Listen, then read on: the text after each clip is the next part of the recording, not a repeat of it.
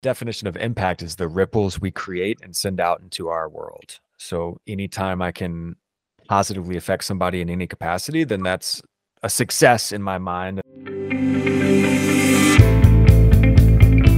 Hello, everyone. This is Vision Sylvesters with your co-host, Javier. This is a great episode because I have my great friend, Eva Flores, who's going to be co-hosting this great episode, different from the other ones. Of course, we couldn't, it has to be special for such a special guest, Dave Robinson, the #1 storyboard coach. So it's excited to, see what he's going to share and all this knowledgeable information. But I'm excited. So everyone, I'm going to have Dave go ahead and just tell us about himself and introduce himself more on what he does. Thank you, Javier and Eva. Really excited to be here as well. My name is Dave Robinson. I'm from Richmond, Virginia. So we've got 3 different time zones here on the call, just like back to back to back. So it was sort of hard to schedule. Not bad, but we just had to do some time zone math to get on the books with everybody.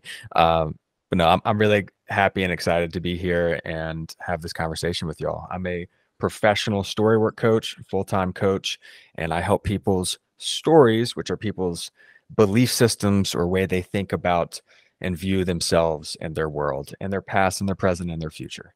So we all use words, we all use language, we all have stories, and I help people shift those stories.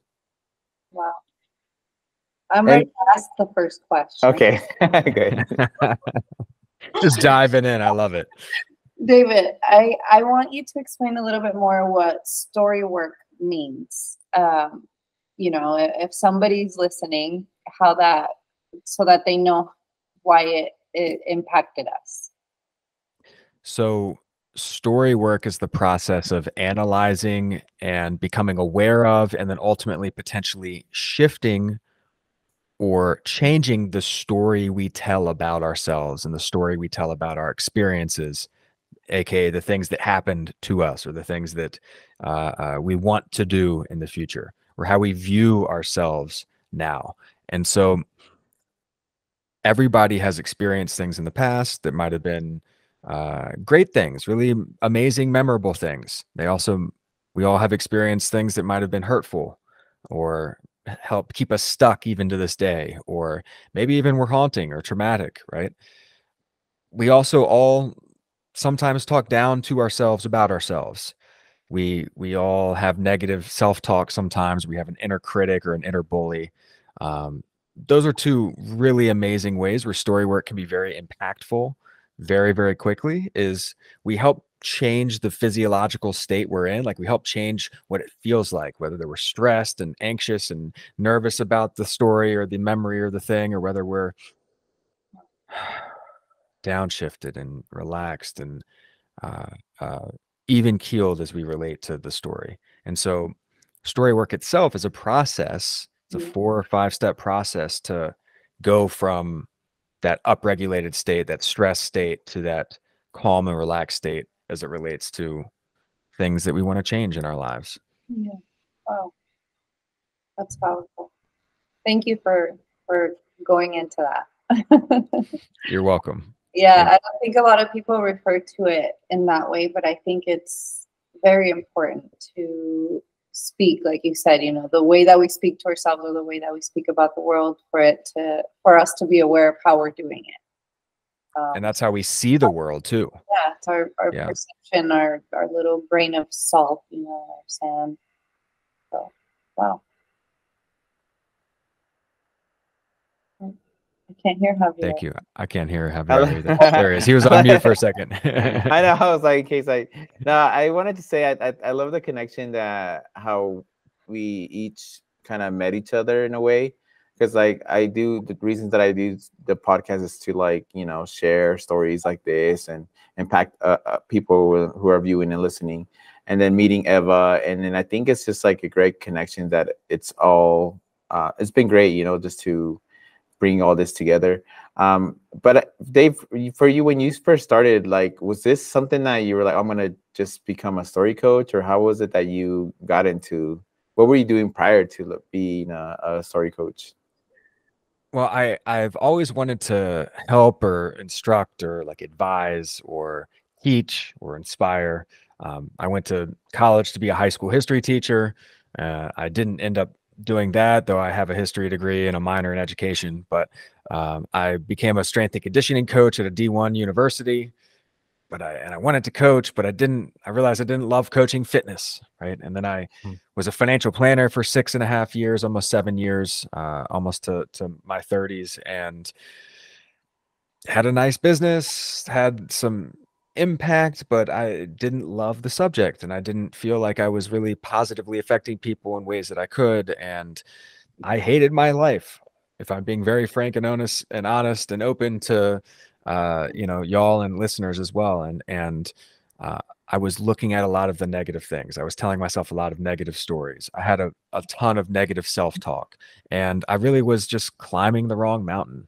And it took Mm. an introduction to story work for me to help get over stuff from my past, for me to help gain the courage and then take the actions to actually leave my financial planning career and get back into coaching, though it would be a couple years before I found story work and full time.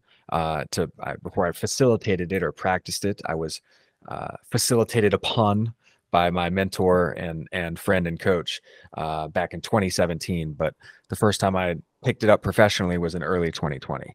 So Wow. when I did leave my financial planning career, I had a bunch of progressions from fitness to health, and then now from health to wellness, which is where I would categorize story work in. Yeah. Okay, thank you for that. Yeah. So do you feel like because of what happened with the pandemic had that impact on you switching your career, or was that something that was maybe already boiling beforehand? It was definitely already boiling. I had a business so when I left my financial planning career, the first business that I had was that I went into was I was personal training, building a brand where we had an app and we did group workouts in Richmond. In hindsight, had I kept going through the pandemic with that, it probably would have turned out really well because people couldn't go to gyms and everybody was doing stuff outside and they needed stuff to do at home, but I was a year or two too early on that. I had a podcast. I had a business partner. I had a personal relationship with another partner there. And we built up this thing over 2 years that fell apart really 6 months prior to the pandemic happening. And I actually 3 weeks prior to the pandemic happening, I moved to Mexico to open a health and wellness retreat with a former business partner from that business. And we put a down payment on a compound down there, like 30 miles north of Belize, 6 hours south of the Yucatan or Cancun in the Yucatan Peninsula. And I was going to hold retreats down there and do mental emotional work and do physical workouts and et cetera, et cetera. And then COVID happened, borders closed. I moved back home and I was in a really down spot again and didn't know what to do or how to do it.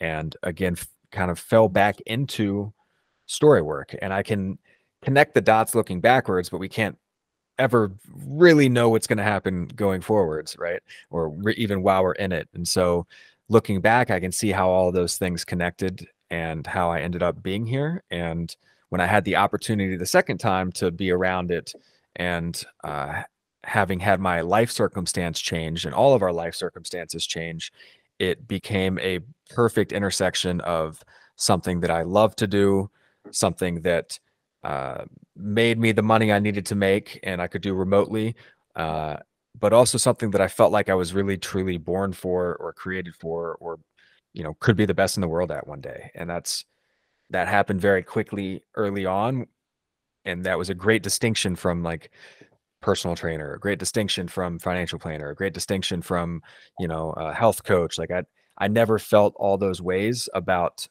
anything else in my life professionally. And so it was a very night and day moment and a very like distinct moment when I realized, oh, I'm going to go for this. And not only am I going to like go try it, like this is it. I'm going to do this forever. Like I'm going to get as good at this as I possibly can. That's awesome. Was it because of an encounter with someone, or was it like when you made that switch, was there like do you remember that turning moment where you're like, this is what I'm meant to do? Yes. There's I always was one person, or you know, that one moment where you look back, you're like, that's when I figured it out. for sure, for sure. Definitely my mentor in this work, his name is Mark, and he is absolutely a massive reason why I'm doing this thing.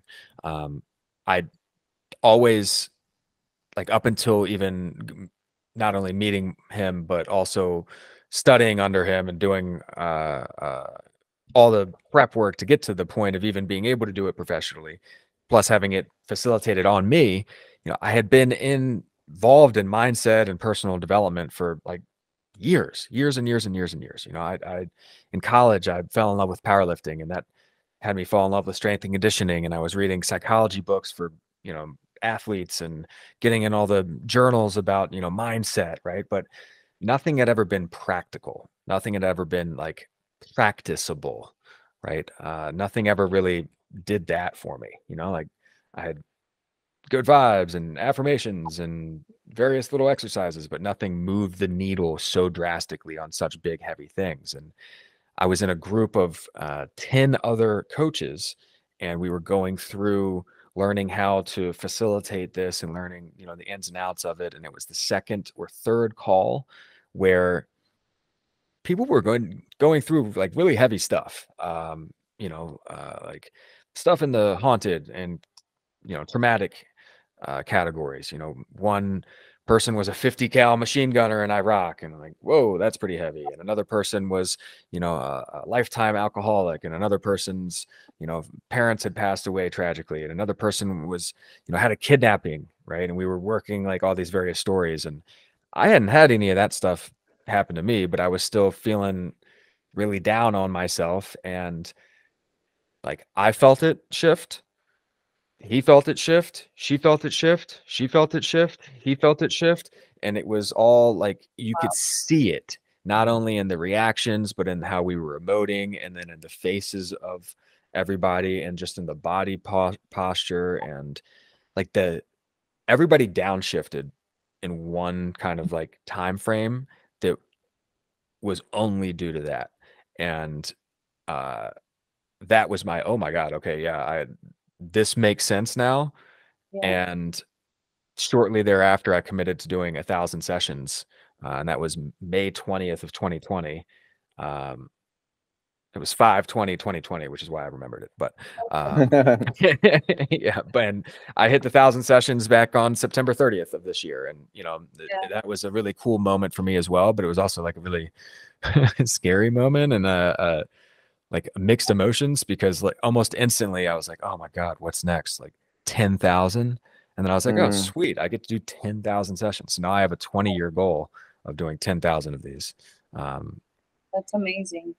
But again, we can collect or connect the dots after we collect the dots, as I like to say. But it's tough to see looking forward how everything's going to work out. Yeah, I feel like I can relate a little bit to your story, and I guess in my in my own way. I thought I had it all figured out, and then I realized it was a complete opposite, and I just a complete 180, and I went in the other direction to pursue what truly made me happy, which is helping people feel empowered, enlightened, inspired to pursue their dreams. So that I love your story. I think that's really beautiful. I think we have the opportunity to do that when we think beyond our heads. What are we thinking, right? What's the logical brain say I, quote unquote, need to do or should do or have to do, or whatever.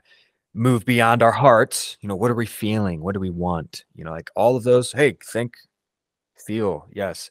Yeah. But what's one step below that is your gut, your intuition, your inner knowing, what your soul says, right? And like, if we really think about it, and if we're quiet enough, we can hear what's actually happening, and realize that what we think affects us physically, and our physical state also affects what we think, and we can understand and follow that gut feeling. And I think if all of us were really honest with ourselves, and those listening were really honest with ourselves, like, we know what we should do or need to do or have to do, and we're scared to do it. Or our logical brain says, oh yeah, but what if it goes wrong? And our heart says, oh no, but this, and like, but if we go and we really listen, like that gut will tell us what we should do most of the time. Very accurately most of the time. But really listen. yes, exactly. And I think that for me, that leads me into, right, you mentioned mentorship, and I think starting since I met Eva, I think she's a great mentor to me, learning from her, and just so much that she's shared with me. What for you, like, how important would you say mentorship is, like, for entrepreneurs or just the listeners out there? Life's a team game. It's vital, right? Because not only is life a team game, but we're always learning and we're always growing and we're always being nourished by something or someone. And, that goes beyond food. It's like, what are you watching? What are you listening to? What are you consuming on your social media and with your time? Sub the word life for the word time. Like, how you spend your time is how you spend your life, and who you spend your time or life around is going to be incredibly impactful and valuable, and or it could be the other direction. It could be incredibly negatively impactful and thus stealing your value and stealing your life and your time. So mentors are either going to make or break you. I like to say that YouTube University, can get you in the door and get you started, but to get good or become great, like coaching, mentoring, being taught, having, like, we're all role models in some capacity. We're all already doing this, but it's just being able to really find that specialized person or find that way that can help take you to the next level, or that person that can help impart those good habits and wisdom and et cetera. It's so important. It's so important. Thank you, Dave. I love that, and I agree. And I think one of the things that I lacked, and I remember mentioning this to Javier, was that I didn't have a mentor when I first decided that I wanted to make a difference, and I felt stuck for a very long time. And so when we met, it's happened to me, with Javier and anybody that I feel that I've had a connection with. I try to just open the door to letting them know, hey, been there, this is how it worked for me. But I always encourage people to find a mentor or a professional that, to work with, whether it's therapy or just someone that can provide guidance as to being able to achieve where we want to get to.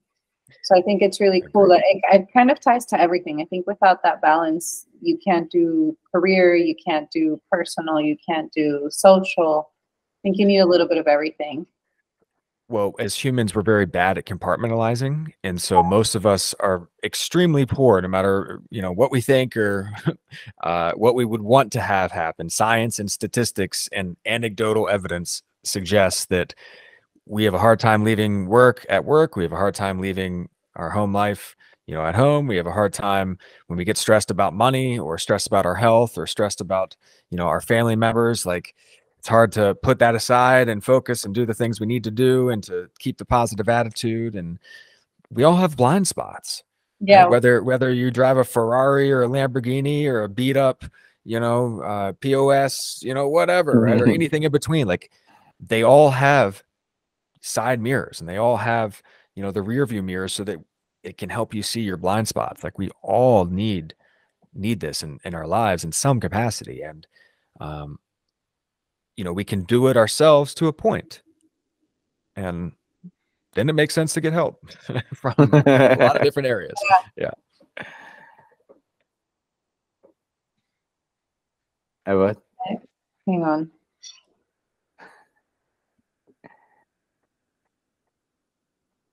Sorry. I have my notes with me. Take your time. Okay.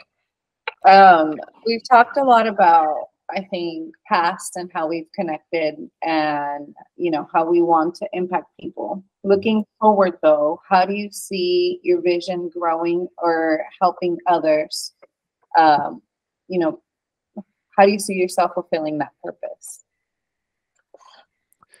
My definition of impact is the ripples we create and send out into our world. So anytime I can positively affect somebody in any capacity, then that's a success in my mind. And that's like an example of impact. And that's a pebble being thrown into the lake. And then that person does something, and then, you know, et cetera, et cetera. And then that can be spread outward, right? Almost like an echo.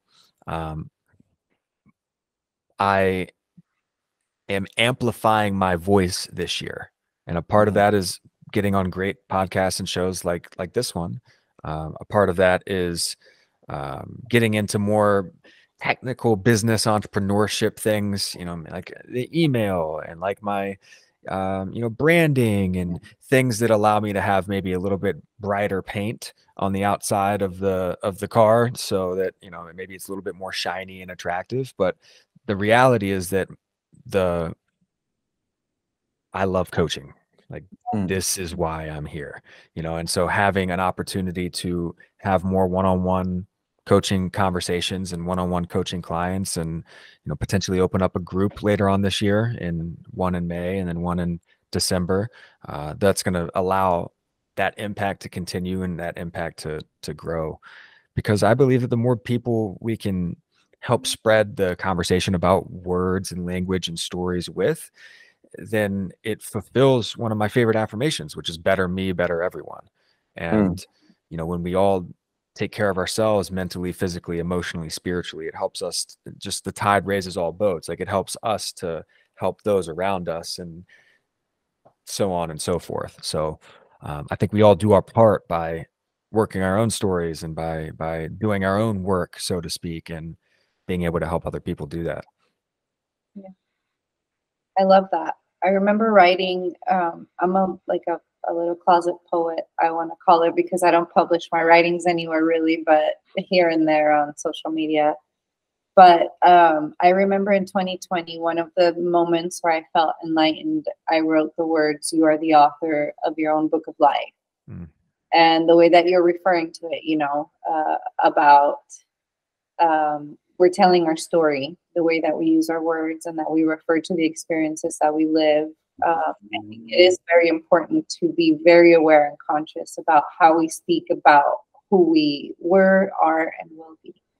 And Amen. so, yeah, I love how you said that you're amplifying your voice and creating those ripples. I think it will be beautiful to see, you know, the impact that you'll create on people. I feel like I was impacted just by hearing who, you know, who we were connecting with. That it's really beautiful to hear the kind of work that you're doing for people, and especially it sounds like it's for professionals or people who want to embark on a journey or take on a different, you know, a different rhythm in life. And so that's beautiful. Thank you. I think I like the ripple effect, because for me, when I meet someone new, I share, you know, I like to share what I know at the moment. And I tell them, like, I'm not going to be mad if you don't take the advice, or you don't take what I'm saying, or you just, you know, one ear out the other. But as long as I know that I say that to you, it's out there to, like, for you to take and do whatever you want with. I feel good inside, that I'm like, okay, I share what I know. And I hope that later on, it can be like the next day, or a week from now, or a year from now, that I get a message and say, hey, you mentioned this before, and because of that impact, you know, that impacted my way of thinking, my way of doing life, you know. And then I look like great people like you and Eva, you know, and it's just like, I'm like, okay, like, I'm learning so much from them, and it's all this that I want to share with them, you know. And the reason I go back and say, this is the reason why this all started. I want to get the message out there to everyone, you know. Starting out small, but for me, any accomplishment is a big accomplishment, you know. It might be small for in my mind sometimes, but then I would try to take away from that and be like, you know what, it's a big accomplishment. Like, I'm doing something that's hopefully that's going to change something down the road. Javier, what does that mean about you? That I'm a good person. I don't know. I don't know. I can figure that out. It really is. I don't know. I can piggyback off of that and just say that he's been in his own way, a great mentor. I think we all have our specialty, our niche, our our thing that's authentic to us. And it's beautiful when people just want to gift that, you know, that shows true passion, and to really be doing it for the right reason in my, you know, in my book. To do it because you want to help others and not because you want to gain anything from it. I mean, obviously we have to provide for our families and find a way to make means, but I think when you do things from heart, they flow better, they are more abundant, and connections last longer. I'm all about, I don't like to just meet someone and then go on about my life, because literally every person I meet that I take the time to ask a question to, I feel connected to. And so to me, it's not like I left and I forgot. I'm still thinking, you know, I wonder if, you know, that person went on with their project or if they had a good day, etc. So to me, it's very important to, when I work with people, when I talk to people, that it's long lasting connections. And I can say that when I met Javier, I felt that right off the bat, like I knew him from a previous life. So, yeah, I think it's really cool to meet people like you along the way, and to hear, you know, your big purpose. I see you doing really big things. So, thank you. Yeah, Appreciate that. And that's a reflection back. And same with you, Javier. Like, you had to take a chance and you listened to that gut and probably overrided your heart and, you know, your head as well at numerous times to do the thing that you felt was in your calling to do for this particular moment in time, and you know, continue to do it. And anybody that does anything creative or artistically, and you know, this is art, and just as much as it is anything else, there's great honor in that. And there's also if you have done something in that wide category of things like this, entrepreneurship is one of these things. Like, you know how hard this is, and it's very challenging and also rewarding ways. And so you have the respect of your fellow journeyers here, and I think everywhere, for doing the thing. You know, you are in the arena, which is rad. I think it, yeah, thank you. No, I appreciate it. When you mention art, I think art, like when listening is an art itself, because I used to like be the one that would just talk, you know, and I would never listen. But then I just became like, you know, I got to stop talking and open and listen, you know. And it's just not just like any normal conversation. It's just like, okay, go and get to know that person personally and build that connection, you know. So I think it's not just something that you know, you can say with the spouse or something, or with the kids, right? It's like you start building that up. But it also helps that in my personal life, you know, by doing this, listening to people on the other end of the camera or sitting in front of me, you know. So I think it's great, and it's learning the art of listening for me. it's beautiful. He does listen really good. That's awesome. I love that. I do have a couple more questions I wanted to include, if that's okay with you guys. Great. Yeah, please. I wanted to talk a little bit about your client success stories. Is there a story in specific that you'd like to share with us that impacted you, or that you feel impacted, you know, that person, and they're making a difference in their life, something you didn't expect to see? I'll give you one that happened very recently, and another that happened a little while ago, and both are equally cool. So the one that happened a little while ago, in the beginning of my career, I did a lot of work in the addiction recovery community. So folks who were, you know, had substance abuse issues, and some maybe coming out of jail, or some out of bond. You know, some have been dealing with it for a long time. Some of it is very new to them. And this hadn't been something I've personally experienced or dealt with as an individual, but, you know, family and my best friends growing up, like it's a near and dear thing to my heart, right? And it's a big problem in today's society. And this gentleman had been experiencing substance abuse issues for a long time, and it was manifesting itself into him living a life that he didn't want to live and that wasn't leading him down the right path and direction. And he had a negative mindset around it. And on our second of 2 calls together, he said something, and I wrote it down on the Google Doc that we do story work on. So it's almost always via Zoom and a document where both of us can read it at the same time. And I said, hey, read that for me. And he said, the victim mentality. I asked, do you know what that is? And he said, no. And I said, do you want to know the definition? And he said, yeah. So I said, the victim mentality is an acquired personality trait whereby a person tends to regard himself or herself as the victim of the negative actions of others, even in the absence of clear evidence. The victim mentality depends on habitual thought processes and attributions. And he didn't say anything for like 30 seconds. He was just staring at me. And he goes, holy crap, buddy, I think that's me. And he, like a real Southern dude. And it was so funny. And it was like, he goes, and and I started laughing, and he started laughing. He was like, man, that's me. I can't believe it. I've been a victim. I've been playing a victim. I've been having the victim mentality. He's like, I can see it here, etc. And he sent me an email like a year and a half later. This is about like 6 months ago or something like that. And he says, hey man, it's Joe. I just wanted to say I've been sober for the past 15 months. I'm back with my wife and kids. Like I'm, back at work. Like everything's great. I think about the victim mentality every day. Anytime I feel sorry for myself or anytime I start to complain or whine, I just think about that. And, it's helped me a ton. And thank you.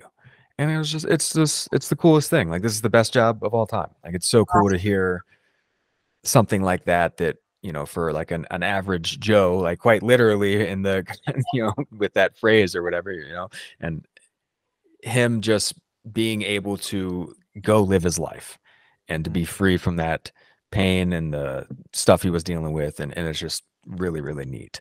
The one that happened really recently is I've known this woman since she was 13 years old and I was 15 years old, and she was a freshman and I was a junior. We're actually birthday buddies or birthday twins. So it's the only person I know that shares my birthday.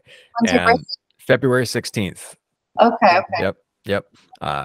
And we went to the same high school and stayed friends and stayed connected. And she reached out because she had dealing with some things personally and professionally, and she had lost her dad and she had lost her brother and was dealing with a lot of grief and heaviness. And the dark wolf had just been taken over and was taken over for a long time. And if y'all are watching the video, you can see the painting over my shoulder of a light wolf fighting a dark wolf. And the legend goes that there's this battle going on inside of us, all of us, and it's been waged since the very beginning of time. And it's the battle between that light wolf and that dark wolf. And the dark wolf manifests itself as fear and anger and jealousy and hatred and sadness and depression. And the light wolf manifests itself as joy and pain and kindness and love and happiness. And the one who wins is the one you feed. I'll say that again. The one who wins is the one you feed. Wow. And my friend had been feeding her dark wolf for so long, and we did an exercise together where we highlight the dark wolf and name it. And it helps to have people understand that it's not like really you talking that and saying those things. It's your dark wolf and it's over here. And we also name your light wolf, and your light wolf can say other really positive things and really uplifting things. And the way that you overcome your dark wolf is you feed your light wolf. You feed your light wolf with, the good. And it's like putting a different software into the computer. It's getting rid of the computer virus, and now your computer runs smoothly. Like it can be that instantaneous. And we've done 4 sessions together, and she just has been overwhelmingly joyful over the past couple weeks, and it's just super cool to see things shift so dramatically for somebody that I care about and have known for a long time. So that's beautiful. Yeah, it's very wide ranging in its impact, and I'm really blessed and honored to be able to have these conversations with people. Yeah, that's really cool that, like you said, you know, it could be someone really close to you and it could be someone who you absolutely don't know. And these people are all in different places and stages of their life. So, Yep. you know, that means that your work, the type of stuff that you do, can connect you with anyone in any stage of their life, you know, as long as they align with where, you know, the path that you're headed, I guess. I think that's really beautiful. Obviously, we're here for a reason. So, I don't know. Did you have any other questions, Javier? Anything you wanted to add? Yeah. No, I wanted to something with the talking about, you know, connections and building those. I wanted to ask, like, as far as in the entrepreneurship, how does like the cultivating those personal connections contribute to business growth, loyalty, and also the community engagement that we, you know, that we're, I guess, aiming for? I spent my 20s looking and building my network, so to speak, right? And you know, even though I can look back on my financial planning career, and you know, I'm not doing it today. You know, I didn't necessarily succeed, so to speak, right? But at the same time, I spent years like building, like getting to know people, like having conversations, like building connections, having those one-on-one interactions with people. And I wouldn't have met my mentor in this work if it hadn't have been for me being at a networking event because I was doing financial planning stuff, right? And you know, like it led me down a different path in life because I did put myself out there, because I did make the connections. And today, given the social media environment we're in, given podcasting taking off, given you know, the world of YouTube, but then even more importantly, you know, given our ability to get on a plane and, you know, be anywhere at any given time, and you know, having the impact in our own local communities, like connection matters more than ever, especially coming off, you know, the 3.5, 4 years that we've had with the pandemic. And you know, now I think people, like every single one of my clients are remote, and my personal network means so much to me, like my in-person personal network as well. It all matters. You know, we're all humans and we can't lone wolf anything. Yeah. What advice, I mean, personal like story work, would you be giving, could you give to the listeners and entrepreneurs, you know, out there? What's something that you want to like share with them? There's a massive difference between talking about something and then writing it down. And then there's also a massive difference between just writing something down and then reading it out loud to yourself. And doing those two steps alone, taking a thought or a story or just like something that's bothering you, or even something that you really want to do, and writing it onto the page, either with a pen or with your fingers typing, right?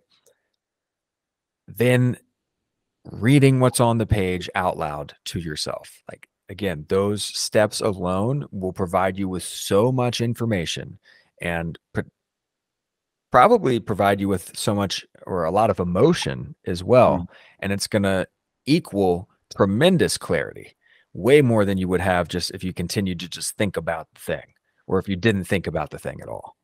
Right? So plan, think, write, be intentional, and understand that if we sub the word life for the word time, it changes the equation tremendously.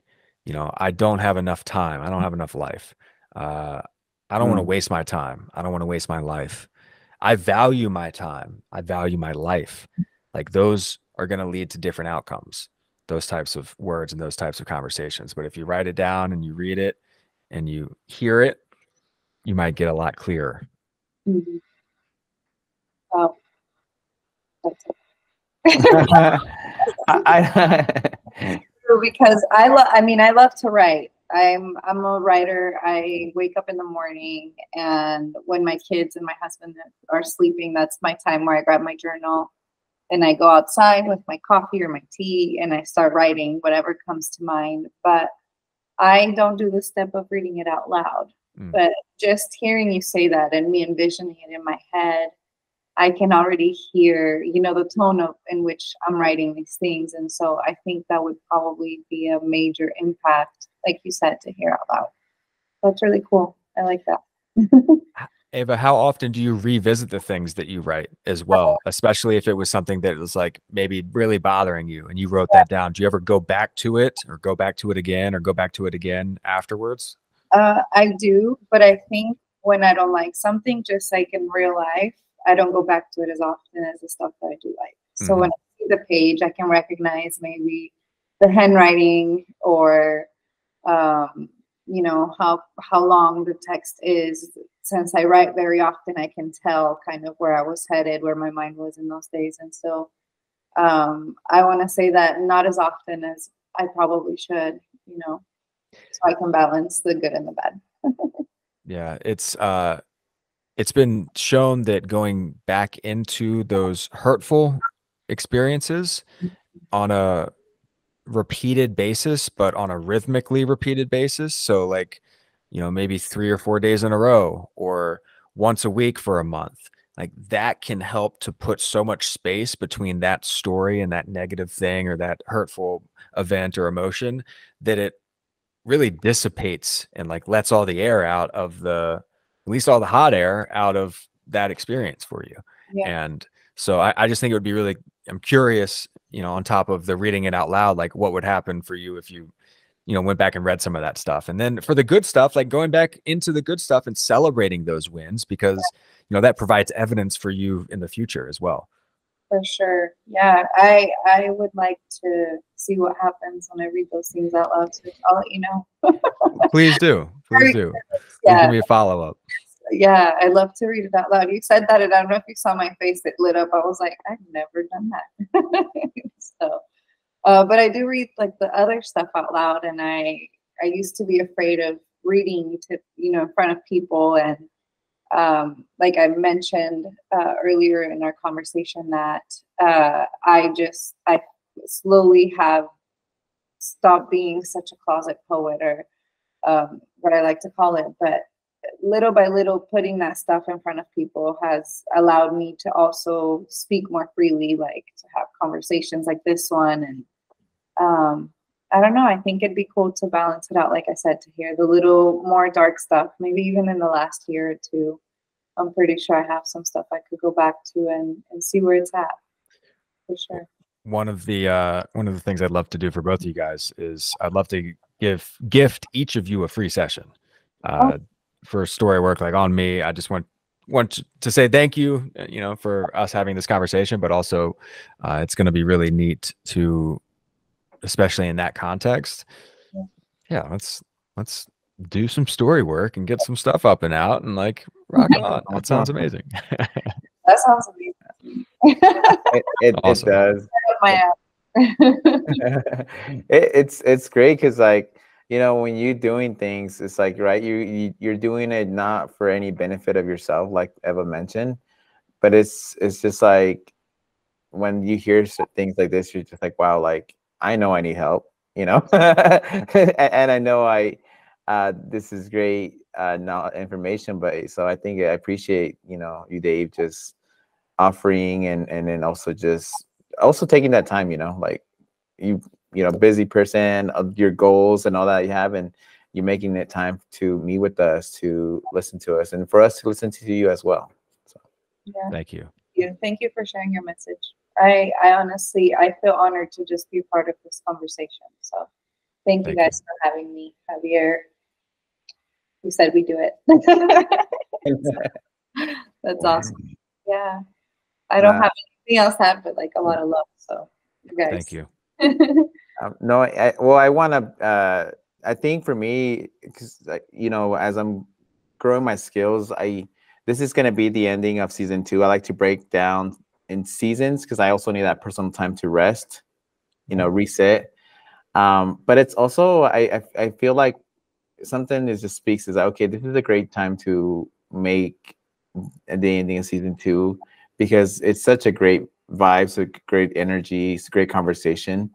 And then just go back. Like, I think now I'm gonna start writing things down, because I would never do it. Like, you know, I do have my own goals that I set on a whiteboard, but I don't have that where I write things down and see, okay, what did I learn from season 1? What did I learn from season 2? What did I learn on beginning of 2023 to like the end of 2023, you know?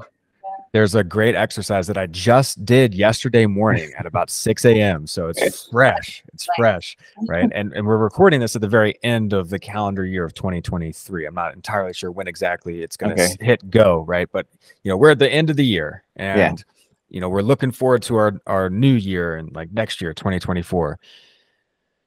But a look back on 2023 is warranted. And my favorite way to do this, there's really two ways. You can write a letter to the year, which is really cool. But my favorite thing that I'll tell you all about is, and again, I did this yesterday, is I go back into my calendar and I make a list from January all the way through December. I go week by week and I write down everything that I loved. So that's the first thing. It's what I loved in 2023. And like, I didn't do much for the first 3 weeks. And they're like, oh, end of, you know, January came. I was like, oh man, I forgot about that trip. And it's like, yeah, I really loved taking the trip down to the beach with, you know, my partner Ruslana, and like we brought our cat and it was really fun, you know, and like, and then I went to the next week, right? And so I've made a whole list of the things that I loved and ended up with a whole page. And then the second section is things that I learned. So lessons of the year, big overall themes, one-liners, right? And the third was things that I'm leaving behind in that year and not bringing with me to 2024. So I did this around this time last year. So I did my letter to 2022, and I did my 2022 like year in review with the love to do, what I learned and what I left. And it was so cool to look back and see, you know, the progress I had made on the things that I left behind, because ultimately that became a large part of my 2023 goals. And a large part of my 2024 goals is like, hey, I'm not going to do the stuff in this category, or I'm not going to continue to show up in this particular way, because I have these other goals in 2024 that I want to do. And using the lessons learned from last year, from this year, to help me build into 2024 is just really neat, on top of having the, you know, the journal based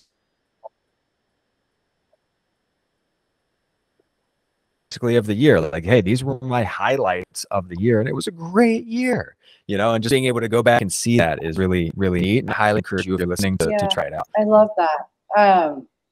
I like that exercise. I don't think I've done it to that extent, and I'm going to take your invite to do it, because we're in the weekend, you know, it's almost, we're recording this New Year. I think exactly we owe it to ourselves, our past and our present selves and our future selves to get that reset if we need it. I think every so often you need to reset. I don't think, or I think healing isn't linear. I think a lot of things in life are not linear. You know, there's not one way to do them, and you kind of cycle through it.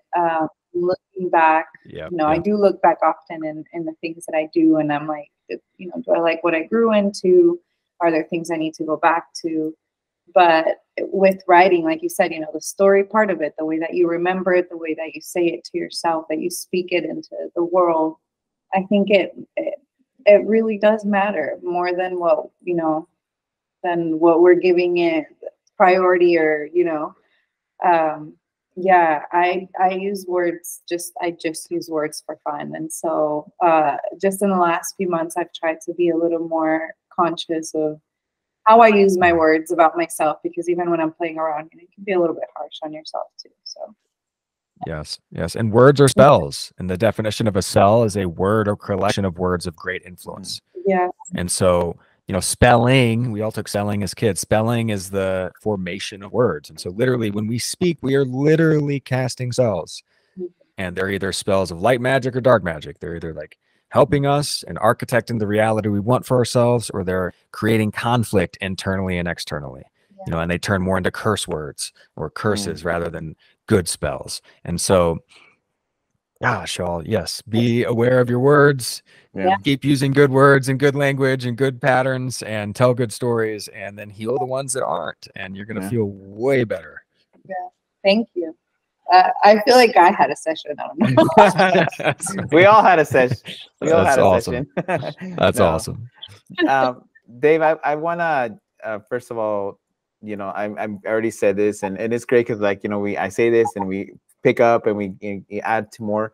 But I, you know, again, I want to thank you for meeting you in the first place. You know, Eva sending that message, hey, this Dave person, reach out, you know, and I'm glad I did make the call or did message, and it's meet such a great person like you. But also I am more excited to release this episode and just share with everyone, you know, because it's so much that we talked about, information, knowledge, and experiences. So thank you, Dave, again for everything you've done and you're continuing to doing on your personal and business side. Eva, I want to say thank you for meeting you and building that connection and being such a great friend that I feel like I've known you for years, even though we just barely met 2023, you know. But like Dave said, I am leaving you behind on 2023. Sorry about that. Hey, I gotta do it, you know. That's fine. But thank you again, everyone. This is Visions to Ventures. At the end of season 2, there's more to come, more amazing guests, and hopefully it'd be another honor to later down the road have Dave just to come back and share some more, you know. Thank you. So y'all. thank you, everyone. Really appreciate it. Have a good one. Thank you for your time. Thank you, Javier, for having me. Thank you, guys. I'm so happy to be here. Thank you. Happy ending to season 2.